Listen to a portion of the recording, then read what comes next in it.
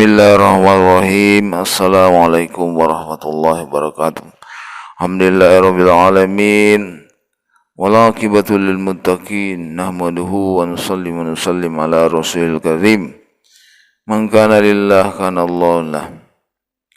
Siapa yang taat kepada Allah, ingat selalu kepada Allah, patuh kepada Allah, sehingga setiap saat dia ingat Allah, selalu taat kepada Allah, maka sesungguhnya dia telah mendapatkan Allah. Dan barang siapa yang mendapatkan Allah, maka dia akan mendapatkan segala-galanya. Pagi ini kita akan ta'lim fadilah amal. Bismillahirrahmanirrahim. An Abi Sa'idin radhiyallahu anhu qala Rasulullah sallallahu alaihi wasallam, yaqulur rabbu tabaraka wa ta'ala, man sagolahul Qur'an an zikri wa mas'alati aqtaituhu afdal ma'utiyas sa'ilin wa fadlu kalamillah ala sairil kalam ka fadlillahi ala khalqi. Rawat Tirmidzi wad Darimi wal Baihaqi bis-Su'abi. Dari Abu Sa'id radhiyallahu bersabda, Rasulullah SAW bersabda, Rabb tabaraka wa ta'ala berfirman, barang siapa disibukkan dengan Al-Quran daripada berzikir dan berdoa kepadaku, niscaya aku beri ia sesuatu yang terbaik yang aku berikan kepada orang yang meminta kepadaku, dan keutamaan kalamullah terhadap kalam lainnya seperti keutamaan Allah terhadap makhluknya. Riwayat Tirmidzi, Darimi, Baihaqi. Faedah: seseorang yang sibuk menghafal, sibuk mempelajari, sibuk memahami Al-Quran sehingga tidak sempat berdoa, maka Allah Subhanahu wa ta'ala akan memberinya sesuatu yang lebih utama daripada yang telah diberikan kepada orang yang berdoa. Sebagaimana dalam urusan keduniaan, jika seorang akan membagikan kue atau membagikan makanan kepada orang banyak, lalu ia memilih seorang untuk membagikannya, maka bagian untuk orang yang bertugas membagikannya akan disisihkan terlebih dahulu. Mengenai kesibukan orang yang selalu membaca Al-Quran, telah disebutkan dalam hadis lain bahwa Allah Subhanahu wa ta'ala akan mengaruniakan kepadanya pahala yang lebih baik daripada pahala orang yang selalu bersyukur. Fadilah salat. An Abi Dzar radhiyallahu anhu anna Nabiy sallallahu alaihi wasallam kharaja fi syita wal waraqu yatahafatu fa akhadha bi ghusnin min syajaratin wa ja'ala dhalika al waraq yatahafatu fa qala ya Abi Dzar, qultu labbaik ya Rasulullah. Qala innal 'abdal muslima la yusalli as-salata yuridu biha wajha Allah wa tahafatu anhu dhunubuh kama yatafahatu hadzal waraq an hadhihi asy-syajarati. Rawahu Ahmad bi isnadi hasan kaza bit targhib. Dari Abu Dzar radhiyallahu an, sesungguhnya Rasulullah sallallahu alaihi wasallam bersabda, pernah keluar dari rumahnya ketika musim dingin dan daun-daun berguguran. Beliau mengambil setangkai ranting pohon sehingga daun-daunnya mulai berguguran. Beliau bersabda, wahai Abu Dzar. Abu Dzar menyahut, labbaik ya Rasulullah. Sabda beliau, sesungguhnya seorang muslim yang menunaikan salatnya semata-mata karena Allah, maka dosa-dosanya akan berguguran darinya sebagaimana daun-daun ini gugur dari rantingnya. Riwayat Ahmad dalam At-Targhib. Pada musim dingin biasanya daun-daun berguguran dari pohonnya sehingga ada sebagian pohon yang daunnya tidak tersisa sedikit pun. Itulah perumpamaan hasil salat yang dilakukan dengan ikhlas, yakni segala dosa akan diampuni tanpa satu dosa pun yang tertinggal. Menurut sebagian ulama, dosa-dosa kecil saja yang dapat diampuni melalui salat, sedangkan dosa-dosa besar tidak dapat diampuni tanpa bertaubat. Oleh sebab itu, di samping mengerjakan salat, hendaknya kita selalu bertaubat dan beristighfar. Jangan sampai melalaikannya. Sedangkan jika Allah mengampuni dosa-dosa sebesar karena kemurahannya, itu adalah perkara lain. Wadilah zikir.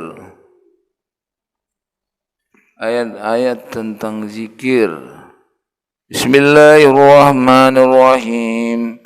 Man yaqulu rabbana atina fid dunya hasanah wa fil akhirati hasanah wa qina adzaban nar. Ulaika lahum nasibum mimma kasabu wallahu sari'ul hisab. Apabila kamu telah menyelesaikan ibadah hajimu, maka berzikirlah dengan menyebut Allah, sebagaimana kamu menyebut membangga-banggakan nenek moyangmu, atau bahkan berzikirlah lebih banyak.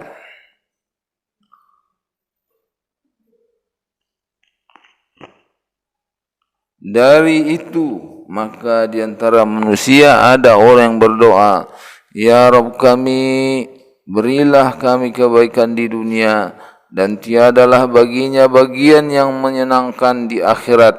Dan di antara mereka ada orang yang berdoa, Ya Rabb kami, berilah kami kebaikan di dunia dan kebaikan di akhirat, dan pelihara kami dari siksa neraka.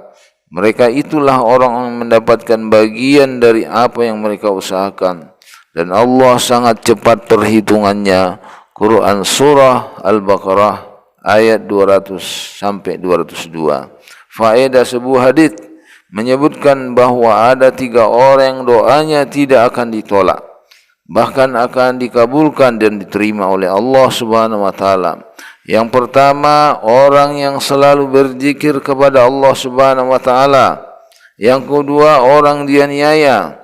Yang ketiga, pemimpin yang adil. Dapat dibaca dalam buku Jami'us Shaghir. Wadilah tabligh. Bismillahirrahmanirrahim. وذكر فإن الذكرى تنفع المؤمنين. Dan berilah peringatan, sesungguhnya peringatan itu bermanfaat bagi orang-orang beriman. Quran Az-Zariyat ayat 55. Ahli tafsir menulis bahawa maksud ayat di atas adalah memberikan nasihat dengan memperdengarkan ayat-ayat Al-Quran yang tentu sangat bermanfaat. Adapun manfaatnya bagi orang mukmin tentunya sudah jelas. Sedangkan bagi orang-orang kafir, karena dengan usaha ini insya-Allah mereka dapat menjadi beriman dan akan termasuk dalam ayat di atas. Namun sayangnya pada zaman ini kesempatan berdakwah, memberikan peringatan dan bertabligh sudah hampir tertutup. Umumnya para mubalik hanya ingin menunjukkan kepandaian, kelihayan dan kefasihan berbicara supaya pendengar memujinya. Padahal Rasulullah SAW bersabda bahawa barang siapa belajar seni pidato, barang siapa yang belajar berbicara agar manusia condong kepadanya, maka amal ibadahnya baik yang fardu ataupun yang sunat tidak akan diterima pada hari kiamat. Kisah para sahabat radhiyallahu anhum. Kisah syahidnya Anas bin Nadhar radhiyallahu an. Anas bin Nadhar radhiyallahu an adalah sahabat Nabi sallallahu alaihi wasallam yang tidak menyertai perang Badar. Ia sangat menyesal dan sering memarahi dirinya sendiri karena tidak dapat menyertai peperangan yang pertama dan besar dalam sejarah Islam. Untuk itu ia sangat berharap dapat menebusnya pada pertempuran selanjutnya. Dan ternyata kesempatan itu datang pada perang Uhud Ia turut serta sebagai pejuang yang gagah berani. Pada mulanya kaum muslim telah mendapat kemenangan dengan perang tersebut. Namun karena suatu kekhilafan, kaum muslimin menderita kekalahan pada akhir perang. Kekhilafan itu adalah beberapa orang sahabat yang ditugaskan untuk berjaga di satu tempat melalui sabda Nabi SAW. Kalian jangan meninggalkan tempat ini dalam keadaan bagaimana mana saja pun, karena musuh dapat menyerang dari sana. Pada permulaan perang, kaum muslimin telah memperoleh kemenangan dan kaum kafir melarikan diri. Melihat hal ini, orang-orang yang telah ditunjuk oleh Nabi SAW segera meninggalkan tempat tugas mereka. Mereka menyangka bahawa kaum muslimin telah menang dan perang telah selesai, sehingga orang-orang kafir yang melarikan diri segera dikejar dan diambil harta rampasan perangnya. Sebenarnya pimpinan pasukan telah melarang dan mengingatkan agar tidak meninggalkan bukit. Ia berkata, jangan tinggalkan tempat ini. Rasulullah SAW telah melarangnya, tetapi mereka menduga bahawa perintah Nabi SAW itu hanya berlaku saat perang saja. Mereka pun turun ke medan perang meninggalkan bukit. Pada saat itulah pasukan kafir yang melarikan diri melihat bahawa tempat yang seharusnya dijaga oleh kaum muslimin telah kosong.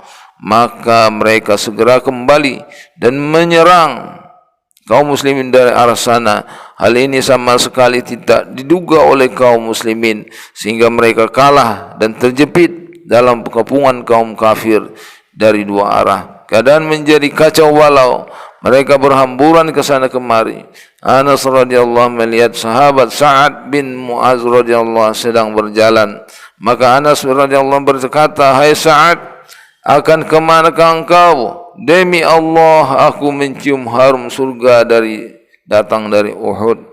Setelah berkata demikian, ia mengacungkan pedang di tangannya dan menyerbu ke tengah kaum kafir sambil bertekad tidak akan berhenti berperang sebelum syahid. Dan ia pun syahid di medan Uhud. Tubuhnya begitu rusak ketika diperiksa, kurang lebih terdapat 80 luka akibat tebasan pedang dan panah di tubuhnya. Hanya saudara wanitanya yang dapat mengenalinya melalui ujung jemari tangannya. Faedah, orang yang ikhlas dan bersungguh-sungguh menunaikan perintah Allah Subhanahu wa taala, bahkan ketika di dunia Allah Subhanahu memberinya kesempatan untuk merasakan nikmat surga. Inilah kisah Anas bin Nadar radhiyallahu anhu yang mencium keharuman surga ketika masih hidup di dunia. Jika keikhlasan sudah mulai ada pada diri seseorang, nikmat surga pun akan dirasakannya di dunia. Saya juga mendengar langsung dari khadim khusus Syekh Abdul Rahim Raifuri rahmatullah alaih bahwa ia sering berkata, bau harum surga sedang berhembus. Kisah beliau telah saya tuliskan dalam risalah Fadilah Ramadan. Keruntuhan umat yang patut kita pikirkan dan renungkan adalah jika kita benar-benar terhalang dari hakikat Islam yang hakiki sebagaimana yang dikehendaki Allah dan Rasulnya, yang menjadi penyebab kejayaan, yang menjadi penyebab kemenangan kita di dunia dan di akhirat, maka dengan cara apa lagi kita dapat memperoleh kembali nikmat-nikmat yang telah hilang itu? Apakah yang menyebabkan ruh Islam keluar sehingga kita hanya memiliki jasad Islam tanpa ruh? Apabila kita mengkaji kandungan Al-Quran mengenai keutamaan serta ketinggian umat Muhammad SAW, maka dapat kita ketahui bahawa umat ini digelar sebagai umat yang terbaik karena memiliki kedudukan yang mulia dan tanggung jawab yang sangat besar. Maksud diciptakannya dunia ini, maksud diadakannya dunia ini adalah untuk mengenal, untuk mentauhidkan Allah dari segala serikat selain Dia. Hal ini tidak mungkin tercapai jika manusia masih bergelimang dengan kemusyrikan dan dosa-dosa tanpa menggantinya dengan kebaikan. Untuk mencapai tersebut diutuslah ribuan nabi, sehingga untuk menyempurnakan masuk tersebut diutuslah nabi terakhir Rasulullah SAW sesuai dengan firman-Nya, "Al-yawma akmaltu lakum dinakum wa atmamtu alaikum ni'mati wa raditu lakumul Islam dina. Pada hari itu aku telah sempurnakan untukmu agamamu dan telah aku sempurnakan nikmatmu atasmu dan telah aku relakan Islam menjadi agamamu. Quran surah Al-Maidah ayat 3. Sekarang karena maksud telah sempurna dan setiap kebaikan serta kejahatan telah dijelaskan dan suatu aturan amal yang sempurna telah diberikan, maka silsilah risalah dan kenabian yang pada mulanya diberikan kepada nabi dan rasul telah dibebankan kepada umat Muhammad sallallahu alaihi wasallam hingga hari kiamat. Bismillahirrahmanirrahim. Kuntum khairu ummatin ukhrijat linnas ta'muruna bil ma'ruf wa tanhauna 'anil munkari wa tu'minuna billah. Kalian adalah umat yang terbaik yang dilahirkan untuk manusia. Kalian menyuruh kepada yang ma'ruf dan mencegah dari yang mungkar, dan kalian beriman kepada Allah Subhanahu wa taala. Quran surah Ali Imran ayat 110. Ayat yang lainnya, wattaqum minkum ummatun yad'una ilal khair wa ya'muruna bil ma'ruf wa yanhauna 'anil munkar wa ulaika humul muflihun. Dan hendaklah ada di antara kalian segolongan umat yang menyuruh kepada kebajikan dan menyuruh kepada yang ma'ruf, mencegah dari yang mungkar, dan mereka itulah orang-orang beruntung. Quran surah Ali Imran ayat 104. Dalam ayat pertama yaitu kuntum khairu ummatin dan seterusnya disebutkan bahawa umat terbaik umat yang terbaik itu hanya diperuntukkan bagi mereka yang menyuruh kepada kebaikan, yang mencegah kepada kemungkaran.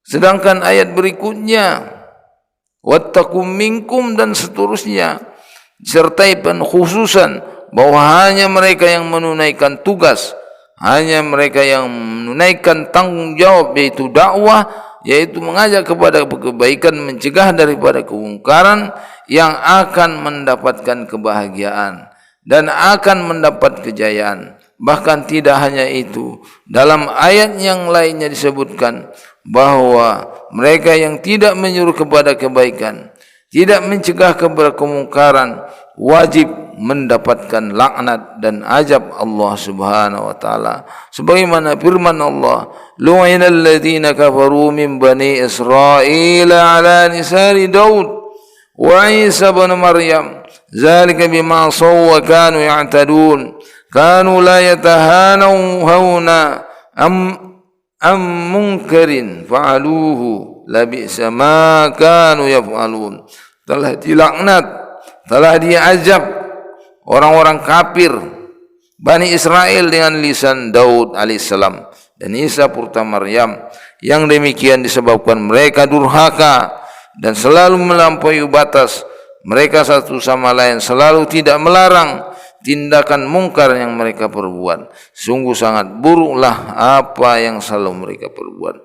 Quran surah Al-Maidah ayat 78 sampai 79. Inilah talim kita, telah kita bacakan dari sejak fadilah Al-Quran, fadilah solat, fadilah zikir, fadilah tabligh, kerusakan umat, dan mudah-mudahan ya apa yang kita baca, kita dengar firman Allah itu dan hadis Rasulullah, kita amalkan dan kita sampaikan kepada yang lainnya, ya siapapun itu, ya.